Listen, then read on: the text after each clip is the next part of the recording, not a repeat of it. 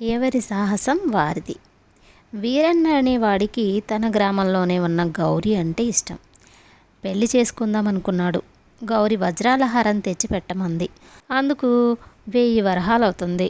అంత పెద్ద మొత్తం వీరన్న వద్ద లేదు. వీరన్నకు బాగా డబ్బు సంపాదించే పనులేవి చేతకావు. అందుకని వంట నేర్చుకున్నాడు వీరన్న.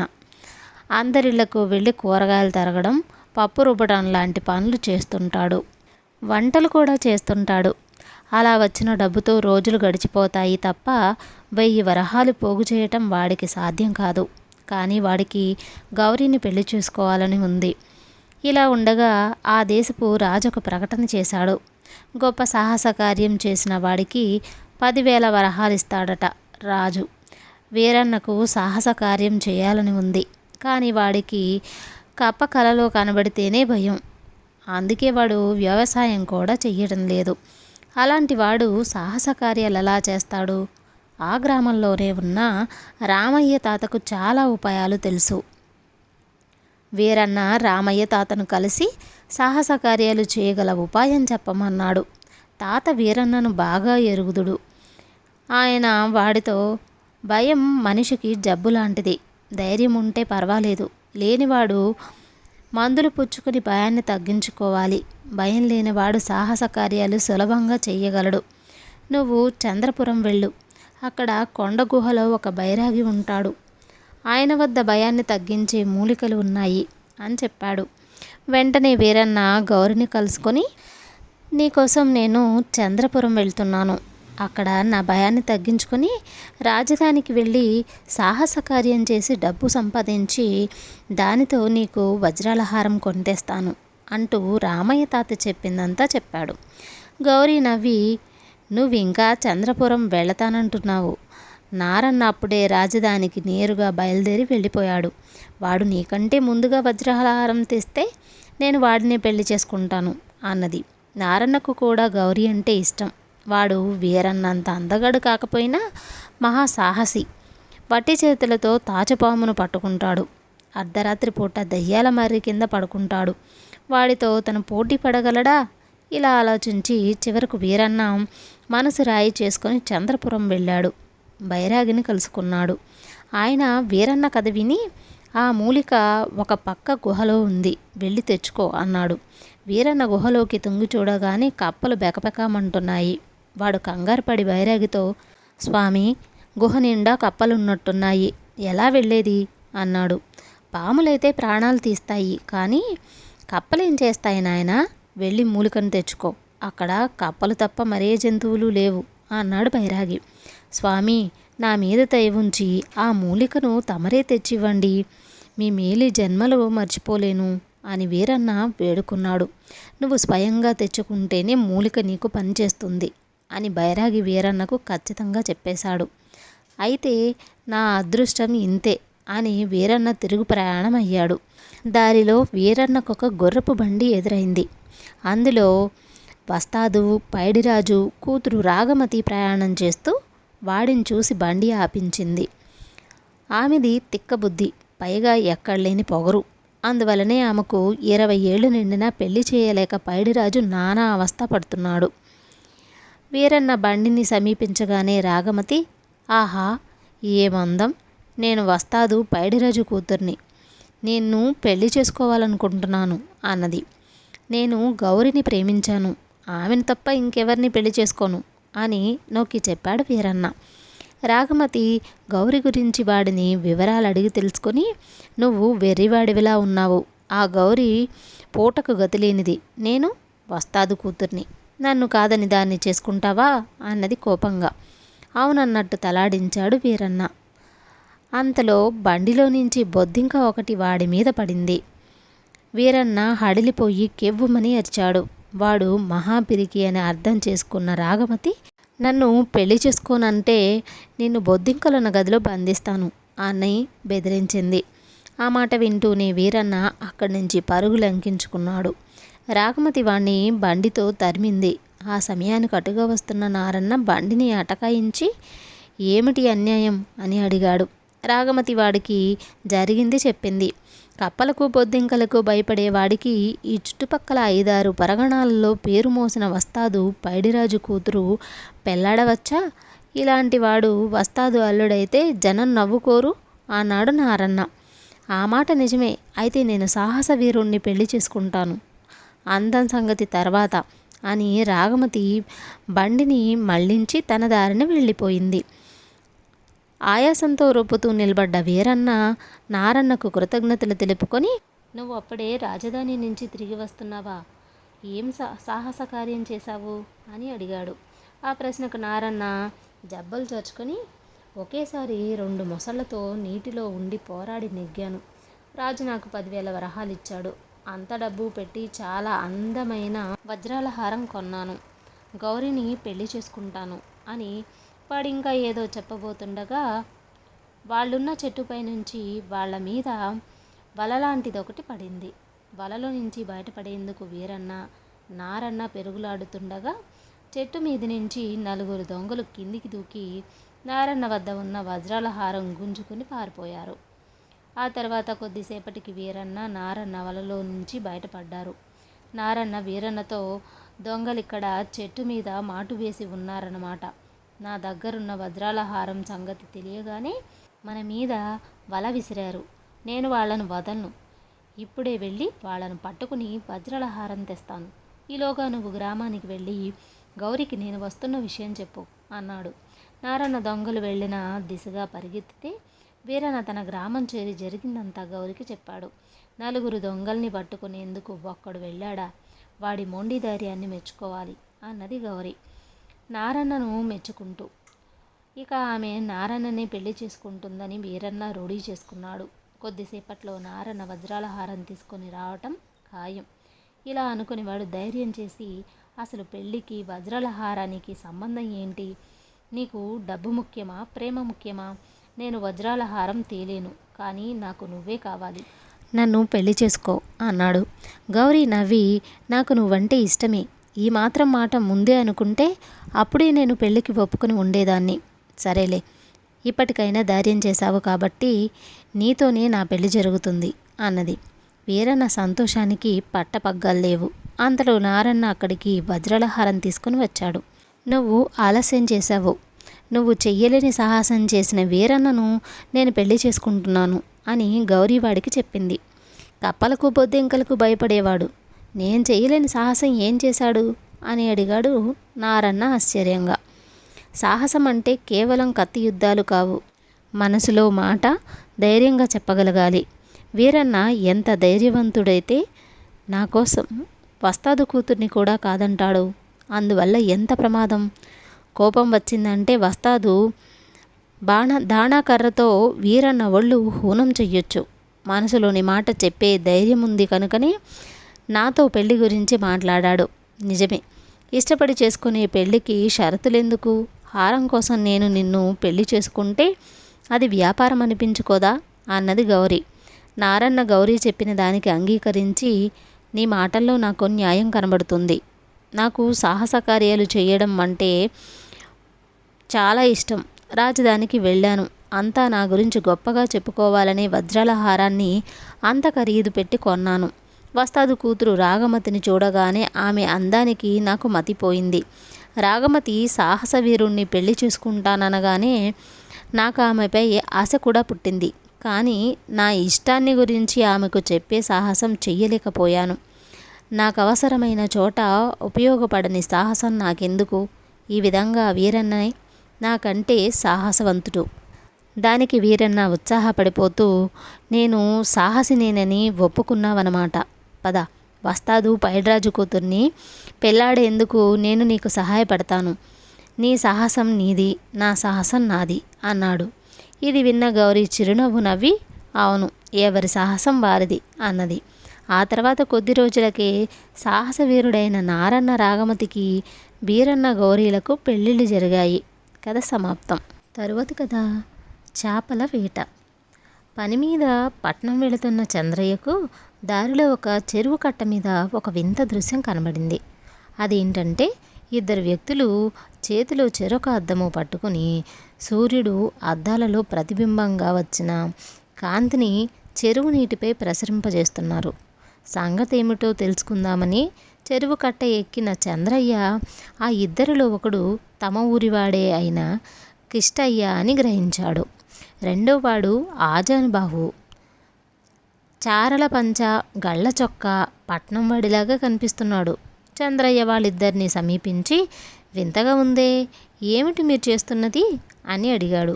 తెలియని వాడికి ప్రతిదీ వింతే, లోకమే ఒక పెద్ద వింత. మేము చెరువు కట్టపై ఉన్నాం, దిగువన చెరువు ఉంది, చేపలు పడుతున్నాం అన్నాడు.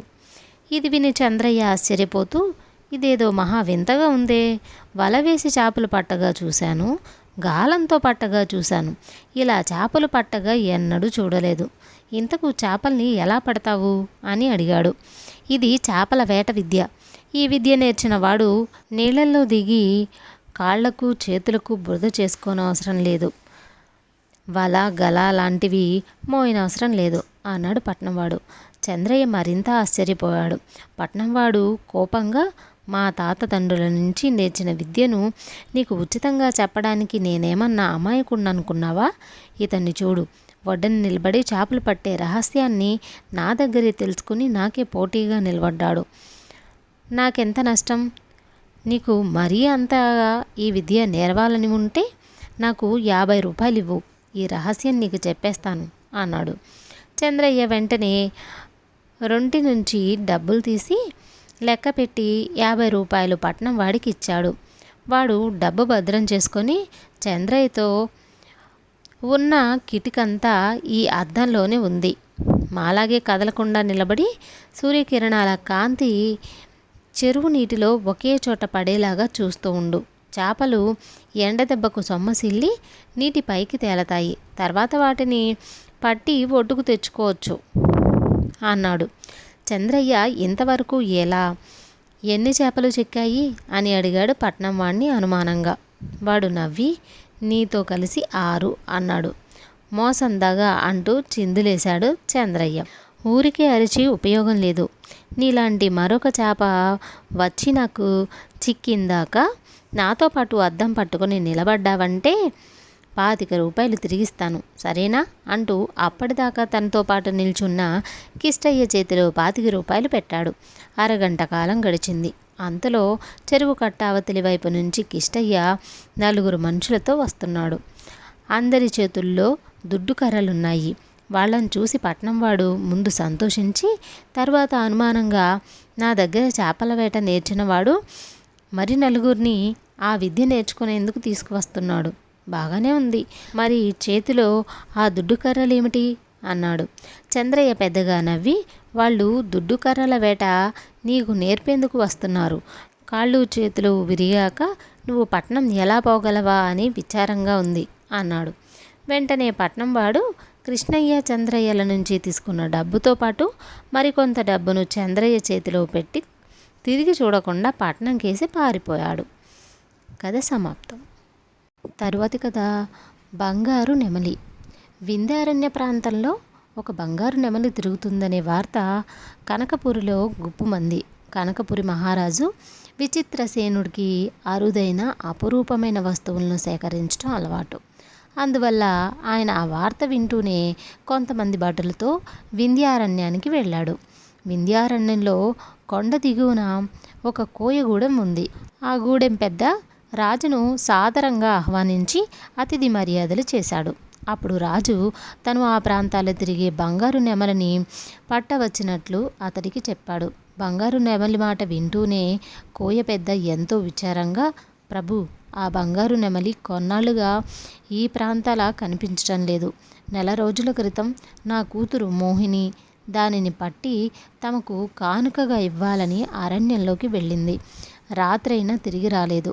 ఆమె కోసం వెతకడానికి పోయినా మాకు ఒకచోట బంగారు నెమలి ఈక, బాణం మాత్రం కనిపించాయి అంటూ పక్కన నిలబడి ఉన్న కోయకేసి తిరిగి చూశాడు. వాడు గుడిసెలో మరొక గదిలోకి పోయి కొన్ని మామూలు ఈకలతో గుడ్డల్లో చుట్టి ఉన్న బంగారు ఈకను తెచ్చి రాజు ముందు పెట్టాడు. విచిత్రసేనుడు ఆ బంగారు ఈకను పరీక్షగా చూసి, ఆహా, అద్భుతం, ఈ నెమలి ఏ దేవలోకం నుంచో దిగి వచ్చిందై ఉండాలి, ఏమైనా దీని కారణంగా నీ కూతురు కనబడకుండా పోయింది. బంగారు నెమలితో పాటు నీ కూతుర్ని కూడా వెతికి తెచ్చే ప్రయత్నం చేస్తాను అంటూ భటులతో అరణ్యంలోకి వెళ్ళాడు రాజు. వాళ్ళు అరణ్యంలో బంగారు నెమలి కోసం చాలా చోట్ల గాలించారు.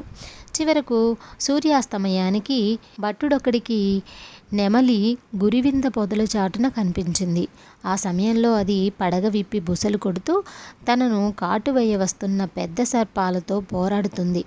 నెమలి సర్పాన్ని తన కాళ్లతో తన్నుతూ మధ్య మధ్య ముక్కుతో పొడుస్తుంది. భటుడు సైగ చేయగానే గుర్రం మీద ఉన్న రాజుతో పాటు మిగతా భటులు నెమలిని ప్రాణాలతో పట్టుకునేందుకు వలయాకారంగా చుట్టుముట్టారు. అయితే ఇది గమనించిన బంగారు నెమలి గాలిలోకి ఎగిరి చప్పున దూరంగా ఉన్న గుబురు పొదల్లోకి దిగి వాటి చాటున పారిపోసాగింది. రాజు దాన్ని అనుసరించాడు. భటులు గుర్రంతో పాటు వేగంగా పరిగెత్తలేక ఆగిపోయారు. నెమలి రాజుకు అందినట్లే కనిపిస్తూ పోయి ఒక సెలయేటి ఒడ్డున ఉన్న పూరి గుడిసెలోకి దూరింది.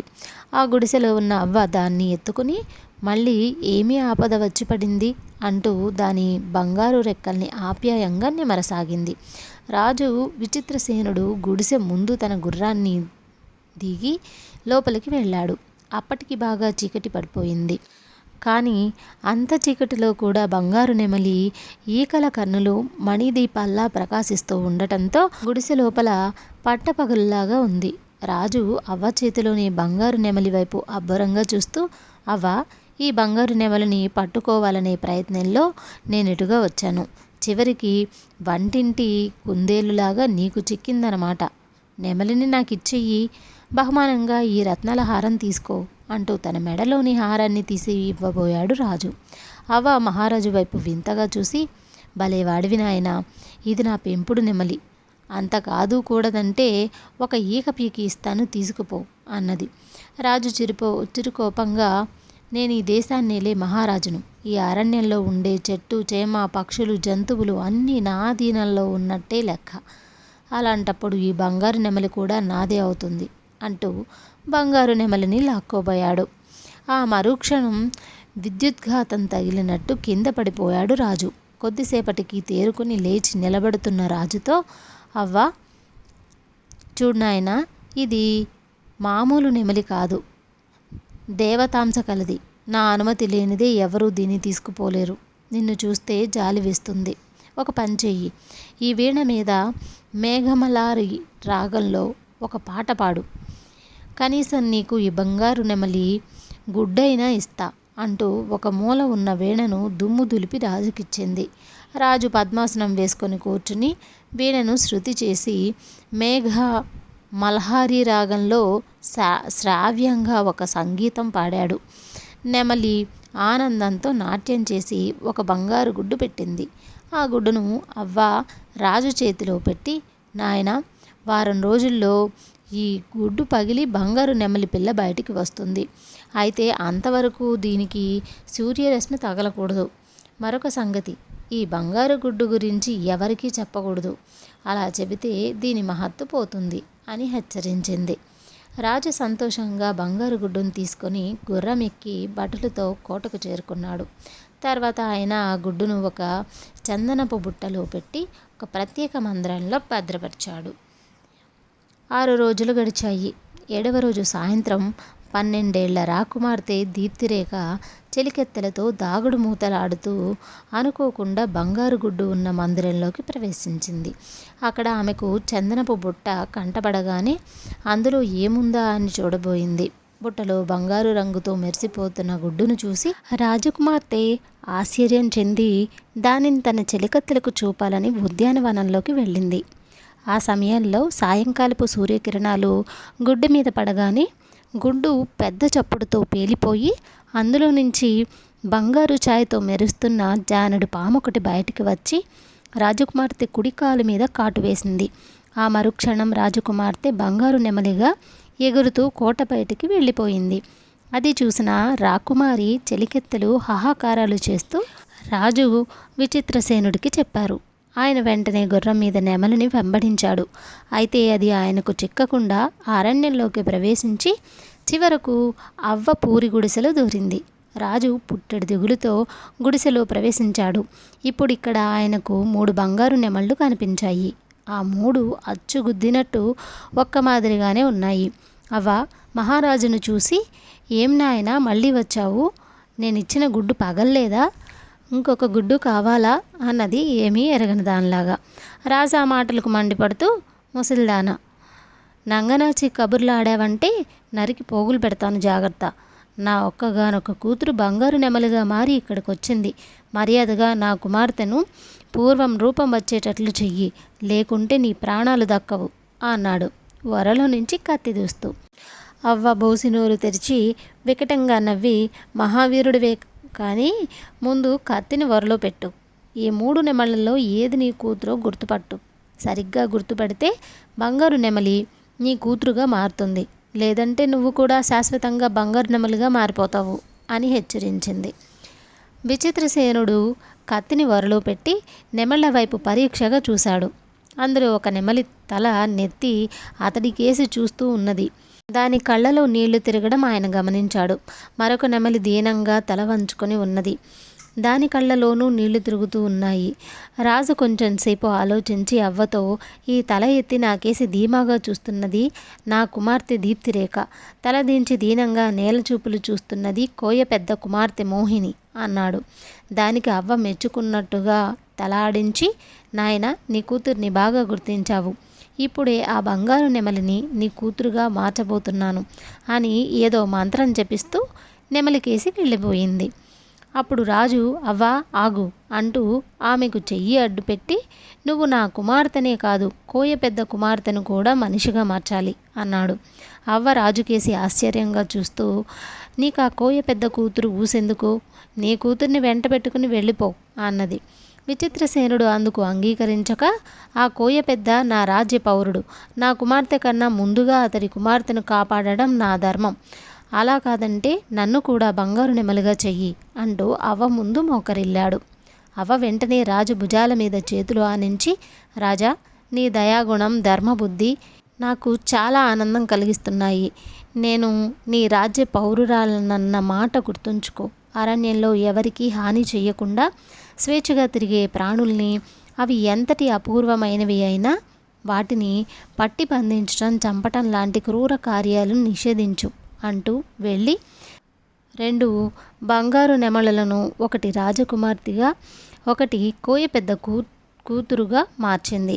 విచిత్రసేనుడు అవ్వకు కృతజ్ఞత చెప్పుకొని కోయ పెద్దకు అతడి కుమార్తెను అప్పగించి రాకుమారి దీప్తిరేఖతో ఆనందంగా తన రాజధానికి వెళ్ళిపోయాడు.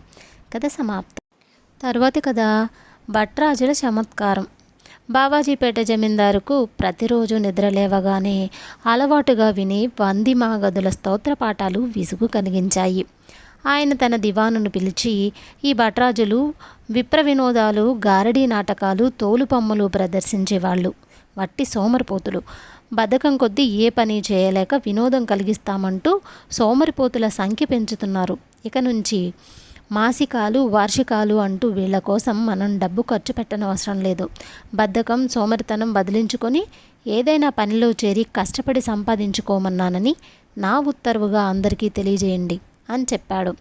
దివాను చిన్నగా నవ్వి, ప్రభు, ఇష్టం ఉన్నా లేకపోయినా పాలించే ప్రభువు క్షేమం కోరి నేను చెప్పే మాటను కొట్టిపారేయకండి.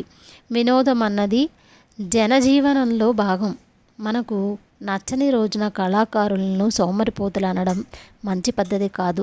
దేశ సౌభాగ్యం కోసం మనిషి కష్టపడి పని చేయటం ఎంత అవసరమో మానసిక ఉల్లాసానికి ఈ కళాకారులు అంతే అవసరం. వాళ్లకు మీరిచ్చే బహుమానాలను, వార్షికాలను గురించి మరొకసారి ఆలోచించండి అన్నాడు వినయంగా. జమీందారు విసుగుపడుతూ దివాను కేసి చూసి, రాజ్యం వీరభోజ్యం అన్నాడు. అందుచేత రాజ్య రక్షణకు, అభివృద్ధికి వీరులైన వాళ్లను ప్రోత్సహించాలి. కష్టే ఫలే అన్నారు. కష్టపడినప్పుడే ధనం సంపాదించగలం. అందుచేత కష్టపడి పనిచేసే వాళ్లను ప్రోత్సహించి జమీందారీ ఆర్థిక పరిస్థితిని ఇనుమడింపచేయాలి. అంతేకాని పొట్ట కోసం ఒళ్ళుగోకే వాళ్లను, అలాంటి వాళ్ల కోసం మతిమాలిన పాటలు, కీర్తనలు రాసే వాళ్లను నేను ప్రోత్సహించను. ఇది నా నిర్ణయం అన్నాడు. దివాను మరి మాట్లాడలేకపోయాడు. జమీందారు కళాకారుల గురించి అన్న మాటలు నలుగురికి తెలిసిపోవడంతో అందరూ కళాకారుల్ని సోమరిపోతుల్లా చూడసాగారు.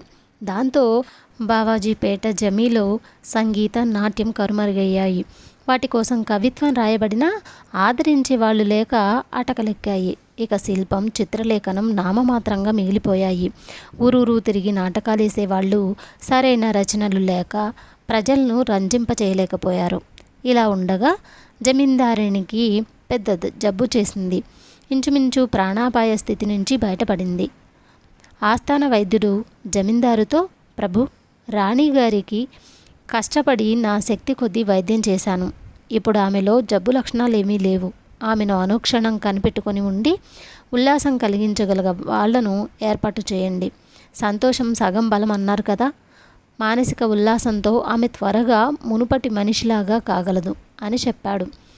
ఇది విని ఆలోచిస్తున్న జమీందారుతో సమయానికి అక్కడే ఉన్న దివాను, ప్రభు, కార్యభారంతో అలసిపోయినా, మనసు ప్రశాంతంగా లేకపోయినా తమ పూర్వీకులు లలిత కళలతో కాసేపు పొద్దుపుచ్చేవారు. వాటిని మీరు కాదనుకున్నా రాణిగారి కోసమైనా కొంతకాలం అనుమతించండి అని కోరాడు. జమీందారు అందుకు సరేనన్నట్టు మౌనంగా తల ఊపాడు. కొద్ది రోజుల్లో దివాణం కళాకారులతో కళకళలాడింది. మొదట నీరసంగా అనిపించినా రోజులు గడిచే కొద్దీ జమీందారుని కళా ప్రదర్శనలు చూడకుండా ఉండలేని స్థితికి చేరుకుంది. వారితో పాటు జమీందారు కూడా ఆ ప్రదర్శనలు చూస్తూ జీవితంలో వినోదం కూడా ముఖ్యమే అనుకోసాగాడు. 3వ రోజున జమీందారు భార్య ఉల్లాసంగా ఉంది. ఇంతలో అక్కడికి 2 భట్రాజులు వచ్చారు. జమీందారు వాళ్లను చూసి ముఖం చిట్లించాడు. ఆయన వాళ్ళు జమీందారును తమ పొగడ్తలతో ఆకాశానికి ఎత్తేశారు.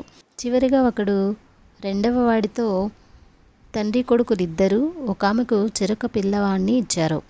ఆ ఇద్దరి మధ్య యుద్ధం కల్పించి ఒకడిని చంపి 2వ వాడికి రాజ్యం కట్టబెట్టిన భగవంతుడికి ఒక ఆవు పాలతో అభిషేకం చేయించమని జమీందారు గారికి చెప్పరా బావా అన్నాడు.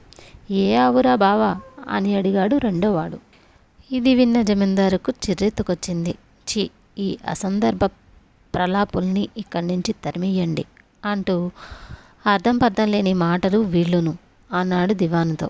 అప్పుడు దివాను వినయంగా జమీందారుతో, ఇవి అర్థం పర్థం లేని మాటలు కావు ప్రభు. వాళ్ళు శ్రీకృష్ణుడికి క్షీరాభిషేకం చేయించమని చెబుతున్నారు. సూర్యుడు, యముడు తండ్రి కొడుకులవుతారు. వాళ్ళు కుంతీదేవికి కర్ణుణ్ణి, ధర్మరాజుని వరపుత్రుడుగా ప్రసాదించారు. కురుక్షేత్ర యుద్ధంలో కృష్ణుడు ధర్మరాజుకు సహాయం చేసి కర్ణుణ్ణి చంపించాడు. ఆ కృష్ణుడికి ఆవు పాలతో అభిషేకం చేయించమని కోరుతున్నారు. అంతేకాదు, ఏ ఆవురా బావా అన్న వాక్యంలో 5 భాషలున్నాయి. ఏ అంటే మరాఠీ, ఆవు అంటే హిందీ, రా అంటే తెలుగు, బా అంటే కన్నడ, వా అంటే అరవం. ఈ పదాలన్నిటికీ ఆయా భాషల్లో అర్థం రమ్ము అంటూ వివరించాడు. ఈ వివరణ విన్న జమీందారు సంతోషంగా, ముఖే ముఖే సరస్వతి, ఏదో పొగడ్తా అనుకుని దానిలో కూడా చమత్కారం చేయగల శక్తి ఒక్క భాషకే ఉంది. ప్రతి విద్యలోనూ పరమార్థమే కాకుండా సాహితీ సరస్వతి ఉంటుందని, ఆ చమత్కారం హృదయానికి ఆనందం కలిగిస్తుందని తెలుసుకున్నాను అని ఆ భట్రాజులనే కాకుండా కళాకారులందరినీ ఘనంగా సన్మానించాడు. ఆ తర్వాత బావాజీపేట జమీలో కళాకారులకు ప్రోత్సాహం లభించింది. కథ సమాప్తం.